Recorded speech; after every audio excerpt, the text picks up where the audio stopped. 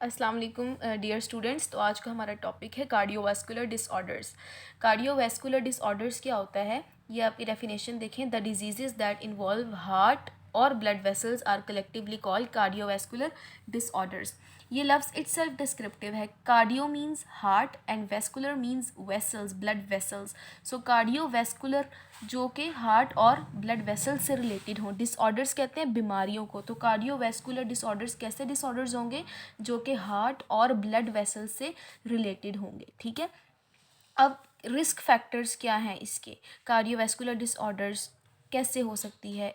ये एक तो एज के साथ होता है। जब जैसे जैसे एज एडवांस करती है तो कार्डियोवेस्कुलर डिसऑर्डर्स के चांसेस बढ़ जाते हैं। इसी तरह जिन लोगों को डायबिटीज़ होता है उनके अंदर कार्डियोवेस्कुलर डिसऑर्डर्स होती हैं। ब्लड में अगर आपका कोलेस्ट्रॉल ज़्यादा हो, ठीक है, या आप बहुत ज़्यादा स्मोकिंग करते हो, या आपका ब्लड प्रेशर ज़्यादा हो, मोटापा, या आपका बहुत सेडेंट्री लाइफस्टाइल है, यानी कि आप सिर्फ यानी हर वक्त जो है आप लोग आराम करते रहते हैं, कोई आपकी एक्टिविटी नहीं है, कुछ नहीं है, तो फिर क्या होता है, इन सब की वजह से कार्डियोवेस्कुलर डिसऑर्डर्स हो जाते हैं। क्या क्या सिम्टम्स थी? मोटापा, ओबेसिटी थी, हाई ब्लड प्रेशर था, कोलेस्ट्रॉल था, डायबिटीज़ थी, ठीक है, और एज थी। ये सब कॉजेज़ जो हैं ये क्या आपके पास कार्डियोवेस्कुलर डिसऑर्डर्स को कॉज कर रहे होंगे। अब नेक्स्ट आपके पास आते हैं फर्स्ट जो डिज़ीज़ आपको इधर बताई है, दैट इज़ एथ्रोसेक्लेरोसिस या आर्टीरियोसेक्लेरोसिस। ये डिजीज़ बेसिकली आर्टरीज़ की हैं। हमने कहा था कार्डियोवेस्कुलर या हार्ट से रिलेटेड होंगी या वेसल्स से। ब्लड वेसल्स में आपके पास तीन चीज़ें आती हैं, आर्टरीज़, कैपिलरीज़ और वेन्स। तो ये जो डिज़ीज़ है ये बेसिकली आर्टरीज़ की डिज़ीज़ है, ठीक है। अब एथ्रोसेक्लेरोसिस का असल मतलब क्या होता है? नैरोइंग ऑफ आर्टरीज़, ठीक है, इसको हम कहते हैं नैरोइंग। नैरोइंग कैसे होती है कि कोई अगर आप बहुत ज़्यादा फैटी मटेरियल खाते हैं या आप में बॉडी में कोलेस्ट्रॉल ज़्यादा है तो आपकी आर्टरीज़ के अंदर जो हैं ये जाकर जमा हो जाते हैं, ठीक है। ये जब आपकी आर्टरीज़ के अंदर जमा हो जाते हैं तो ये आपकी आर्टरीज़ को ब्लॉक कर देते हैं। बहुत सी चीज़ें जमा हो सकती हैं लेकिन प्राइम कंट्रीब्यूटर क्या होगा जो एथ्रोसेक्लेरोसिस करवाएगा? कोलेस्ट्रॉल होगा। ये सारा बहुत ज़्यादा कोलेस्ट्रॉल एक जगह पर जब मिलकर इकट्ठा हो जाएगा ना तो वो एक हार्ड सा मटेरियल बनाएगा जिसको हम प्लेक्स कहते हैं। कि हम कहते हैं कि जी एक आर्टरीज़ के अंदर प्लेक्स बन गया, और वो प्लेक्स मुख्तलिफ मटेरियल्स के होते हैं, मैंने पहले भी बताया, लेकिन प्राइमरली किसके होते हैं? कोलेस्ट्रॉल की वजह से होते हैं, ठीक है। और अब अगर ये प्लेक्स एक ही जगह पर रहें तो वो थ्रोम्बस होता है। लेकिन अगर लेट्स सपोज के हार्ट के अंदर थ्रोम्बस बना और वो ट्रैवल कर करके जो है ना वो नीचे बॉडी में किसी और जगह जाकर जमा हो गया तो वो एम्बोलस बन जाएगा। यानी कि अब वो सिर्फ एक जगह पर कन्फाइन नहीं रहा, वो मुख्तलिफ जगहों पर फैल गया, तो वो थ्रोम्बस से क्या बन गया? एम्बोलस बन गया, ठीक है। अब एक और बात आपको पता है कि जो कार्डियोवेस्कुलर डिसऑर्डर्स है ना ये ये आपका अंदाज़ा लगाया गया है that these are the major cause of sudden deaths और नॉन एक्सीडेंटल डेथ्स। कि अगर कोई अचानक मौत होगी, कि लोग कहते हैं ना कि भाई अचानक मर गया, अक्सर सुनने में आता है कि अचानक मर गया, कोई हादसा भी नहीं पेश आया, अभी तो जवान था, पता नहीं कैसे मर गया। तो वो इसी वजह से होता है कि बंदे को कार्डियोवेस्कुलर डिसऑर्डर्स होते हैं जो कि उसको पता ही नहीं होते, ठीक है। अगली डिजीज़ है मायोकार्डियल इन्फार्क्शन।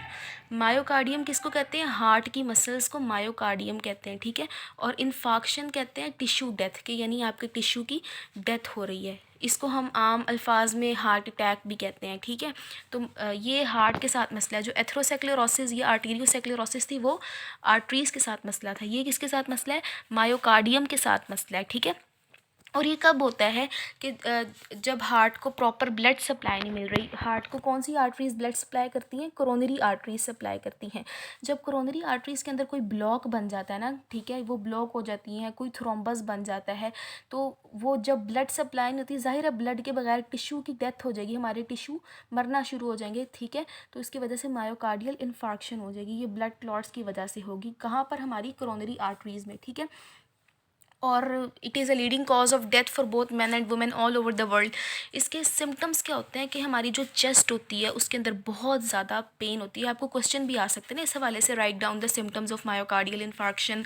उसमें पिछली डिजीज़ में आपसे रिस्क फैक्टर्स पूछ सकते थे कार्डियोवेस्कुलर डिसऑर्डर्स के, वो ओबेसिटी, एज, ये सारे क्वेश्चन, ये जो मैंने हाईलाइट किए हैं ये बहुत इंपॉर्टेंट चीज़ें, ये आपके क्वेश्चन में आ सकती हैं। आपको चेस्ट पेन हो रही होती है, आपको टाइटनेस का एहसास होता है, ठीक है।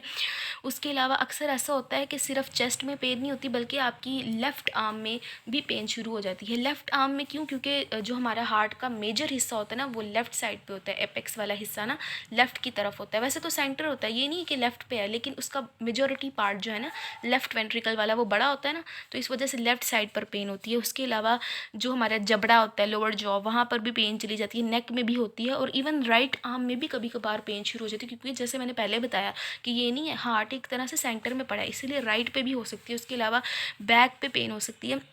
और अक्सर लोगों को तो क्या होता है कि वो अनकॉन्शियस हो जाते हैं, उनको होश नहीं रहता और सडन डेथ हो जाती है इस मायोकार्डियल इन्फार्क्शन में। ठीक है, अब एक और बात अगर बताएं तो ये तकरीबन 1/4 यानी कि जितनी भी मायोकार्डियल इन्फार्क्शन होती हैं उसमें से 1/4 मायोकार्डियल इन्फार्क्शन जो होती हैं वो साइलेंट होती हैं। साइलेंट यानी कि हमें पता ही नहीं चलता कि उसमें ना चेस्ट पेन हुई, ना कोई और सिम्टम हुआ, ना बाजू में दर्द हुआ। ठीक है, और ज़्यादातर एल्डरली पीपल में होता है। ठीक है, या उन लोगों में होता है जिनको डायबिटीज़ हो या जिन्होंने अपना हार्ट ट्रांसप्लांट करवाया हो, ऐसे लोगों में ये ज़्यादा होता है। ठीक है, अब ये देखें, ये हार्ट है, ये हार्ट के अंदर उन्होंने ये आर्टरीज़ दिखाई हुई है। अब एक पॉइंट पे ये जो आर्टरी है दैट इज़ ब्लॉक्ड। अब ये आर्टरी जो है ये ब्लॉक हो गई। ठीक है, इसमें ये देखिए ये प्लेग दिखा रहे हैं, ये प्लेग बड़ा करके उन्होंने दिखाया हुआ है कि अब ये ब्लॉक हो गया। तो ये जो ब्लू ब्लू आपको दिखा रहे हैं, ब्लू क्या दिखा रहा है कि यहाँ पर सारा हार्ट टिश्यू जो है उसकी डेथ हो चुकी है। ठीक है, क्योंकि यहाँ पर ब्लड सप्लाई जो है वो ब्लॉक हो गई थी, इंटरप्ट हो गई थी, तो this heart tissue is dead. यहाँ पर मायोकार्डियल इन्फार्क्शन हो गई है। ठीक है, अब मायोकार्डियल इन्फार्क्शन की ट्रीटमेंट क्या होती है? इमीडिएटली हम क्या करते हैं, या आपने ये याद रखनी है 3 चीज़ें, ऑक्सीजन देते हैं, एस्पिरिन देते हैं, या सबलिंगुअल कहते हैं कि ज़ुबान के नीचे हम ग्लिसराइल नाइट्रेट ट्राइनाइट्रेट की टैबलेट, या sorry for interruption. Immediate treatment क्या थी कि हम ऑक्सीजन सप्लाई देते हैं, या एस्पिरिन देते हैं, या ज़ुबान के नीचे ग्लिसराइल ट्राइनाइट्रेट की टैबलेट रखते हैं। ठीक है, या एक हम करते हैं, 2 चीज़ें और होती हैं, एंजियोप्लास्टी या बाईपास। एंजियोप्लास्टी में क्या करते हैं कि हम ब्लड वेसल्स ब्लॉक हो गई थी यानी कि नैरो हो गई थी, तो हम उनको मैकेनिकली वाइड कर देते हैं, बैलून कैथेटर पास कर देते हैं, मुख्तलिफ तरीके होते हैं जिससे वो वेसल्स को वाइड कर देते हैं।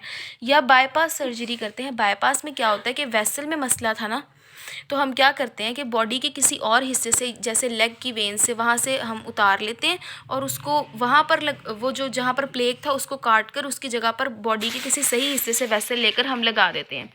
एक और इम्पॉर्टेंट टर्म ज़रूरी है याद रखना, that is angina pectoralis. Angina pectoralis basically chest pain को कहते हैं। वर्ल्ड हार्ट डे जो है वो कब सेलिब्रेट हम करते हैं? 28 सितंबर को हम सेलिब्रेट करते हैं, और इसमें पेशेंट्स को या मुख्तलिफ लोगों को, आम आवाम को इसकी सिम्टम्स और इसके नुकसानात से आगाह किया जाता है। इस पैराग्राफ में बस यही याद करना ज़रूरी था, और कुछ इसमें से इम्पोर्टेंट नहीं है।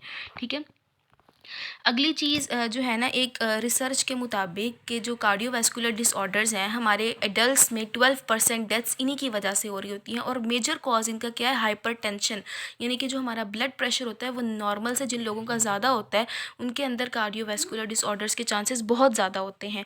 और पाकिस्तान में तकरीबन 12 मिलियन हाइपरटेंशन के पेशेंट्स हैं। इसके अलावा हमने पहले बात की थी कि डियाबिटीज़ जिन लोगों को होती है उनके अंदर भी ये ज़्यादा होते हैं, और 10% लोग पाकिस्तान के डियाबिटिक हैं।